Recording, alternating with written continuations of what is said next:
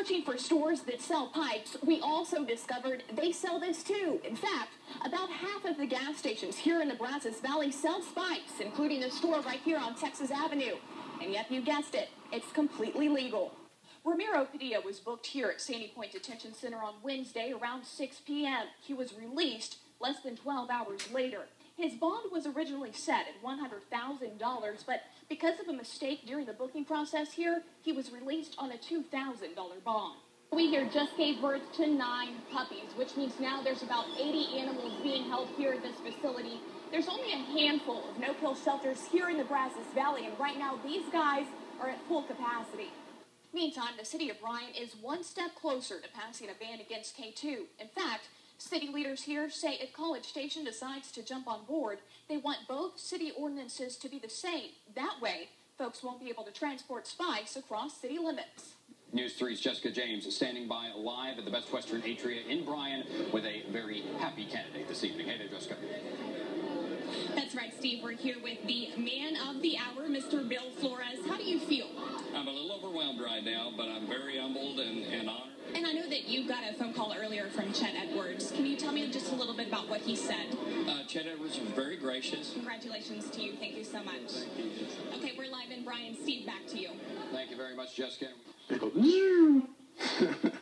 and when it hits a tree, it's this real loud snapping noise. Kenneth Wilganowski says he's scared to walk outside of his house. Almost every time he does, he says he has to dodge bullets. Last Saturday, one hit him in his knee. I heard a big old noise, and with the engine running, it sounded almost like a tree falling on top of me.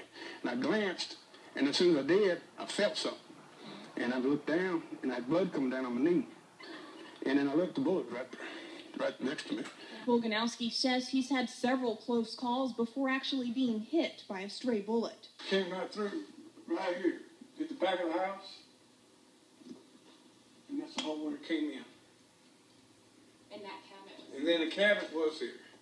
And then I moved it here, and it's higher up now.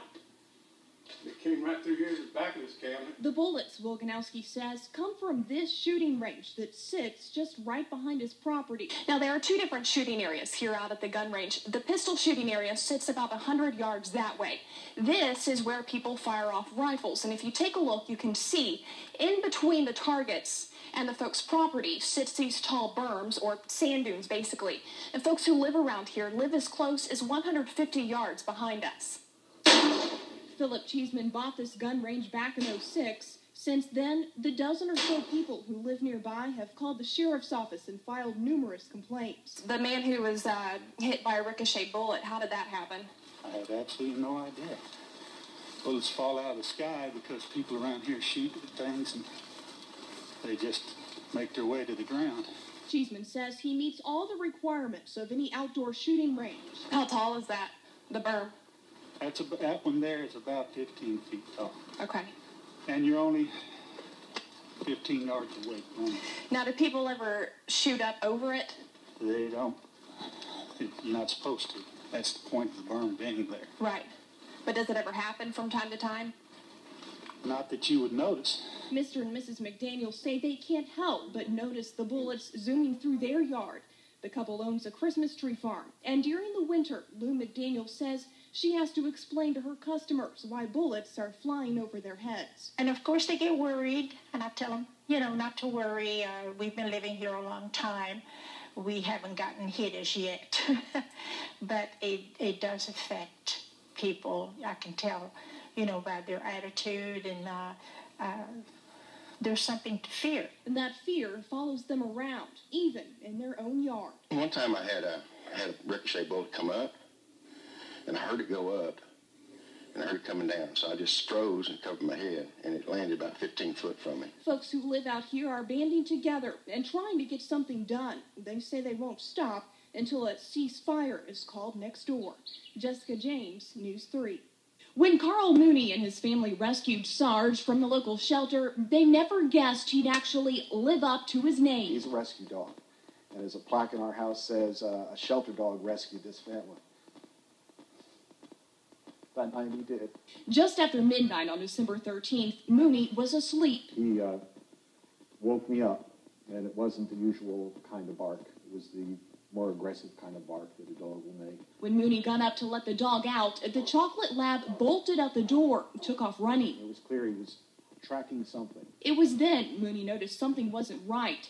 The side door to his garage was cracked open, and the gate, which is usually closed, wasn't. Mooney called the cops. All of a sudden, a car comes down the street,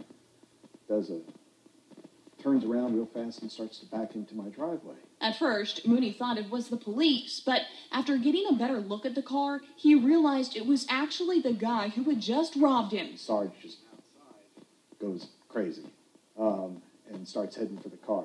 Next thing I hear the guy say a word I'm not going to say, and he jumps in the car and peels out and takes off. A few minutes later, Mooney found bags of stolen loot piled up in his driveway. It was GPSs, cell phones, all kinds of stuff from houses all up around the street. We were really surprised that Sarge was able to prevent them from taking it off. And the alleged burglar ended up behind bars. Investigators believe 23-year-old Jaime Rodriguez Jr. is linked to 60 burglaries here in Pebble Creek. Since November, officers say he's broken into cars, houses, and in this case, a garage. It's one thing when they break into your vehicle, because the vehicle is outside and it's susceptible. It's another thing when somebody deliberately invades your private space. Mooney got most of his stolen property back, an ending he says would have been much different if it weren't for Sarge. Sarge ended up being the neighborhood hero. Jessica James, News 3. Ramiro Padilla was booked here at Sandy Point Detention Center on Wednesday around 6 p.m. He was released less than 12 hours later. His bond was originally set at $100,000, but because of a mistake during the booking process here, he was released on a $2,000 bond.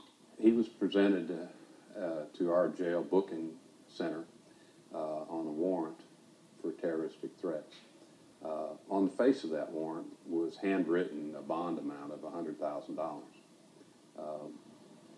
We did not see that. Making terroristic threats is considered a Class B misdemeanor. According to Brazos County Sheriff Chris Kirk, the booking officer used the standard bond amount for that charge, $2,000. It is a legitimate bond. He was eligible for bond. We just got the bond amount wrong. And we readily admit we made a mistake. A mistake that Sheriff Kirk says doesn't happen often, and one that his office is willing to take responsibility for. That is the day that we opened our new jail. It was the new booking and releasing center, and we had a lot going on at that particular time. But again, that's not an excuse, and I don't want to offer it as one. We should have caught it. As for Padilla, police say he's a member of a dangerous gang called Florencia 13. This wasn't his first run-in with the law. In June, Padilla was charged with conspiracy to commit murder, a felony. His bond was originally set at $1 million. According to these court records, Padilla's attorney requested a bond reduction hearing, and a district court judge agreed to lower his bond to $75,000. Padilla posted bail and was released 4 days later. Reporting in Brazos County, Jessica James, News 3. Well, whether you want to make a jack-o'-lantern or just put it out for decoration, many of you are probably on the hunt for that perfect pumpkin. But imagine one that weighs in at more than 1,000 pounds. Yep, it's the biggest pumpkin in Texas, and guess what? It's right here in the Brazos Valley. Take a look. They say everything's bigger in Texas. This is the biggest I've ever seen. Is that pretty neat? Get a load of this. At almost 1,200 pounds, this could be the plumpest pumpkin in the Lone Star State. You think that you could lift it up? We claim it to be the biggest pumpkin in Texas. I hadn't had anybody dispute that. You can check it out for yourself at the Farm Patch Market in Bryan. Owner Mark Scamardo says so far this whopper has pulled in some pretty big crowds. I told the gentleman I was buying it from, I wanted a cell phone jerk pumpkin. He said, "What is a cell phone jerk pumpkin?" I said, "I want a pumpkin so big that when people walk by it, they jerk their cell phone out and take a picture of it." And that's exactly what he got. They said they're going to put it on Facebook. They get excited. They asked me to take pictures with them. The kids climb on it, so it's just a lot of fun. And if you're thinking of getting yourself a piece of this pie, think again. This pumpkin isn't for sale. We have a lot of people ask that question, but we really want to keep it. I probably want to keep it all the way through October, even into November, so people can come out and enjoy it.